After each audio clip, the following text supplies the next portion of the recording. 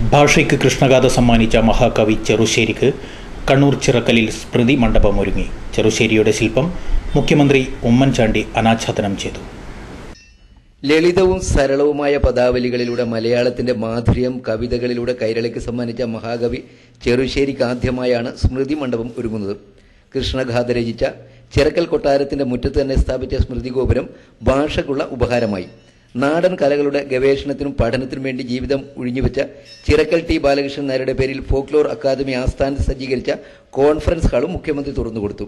Academy ഓഡിറ്റോറിയത്തിൽ നടന്ന ഉദ്ഘാടന ചടങ്ങിൽ K Sudhakaran M P, K M Shaji MLA, ജില്ലാ പഞ്ചായത്ത് പ്രസിഡന്റ് കെ സരള, മുൻ മന്ത്രി K P Nooruddin, academy vice chairman Suresh Koothuparamba, Chirakkal panchayat president K Latha, അംഗങ്ങളായ K Balakrishnan, K Ramani, PV Seema, academy chairman B Muhammad Ahammad, secretary M Pradeep Kumar തുടങ്ങിയവർ സംബന്ധിച്ചു. കലാപരിപാടികളും ഉണ്ടായി. ACV news, Kannur.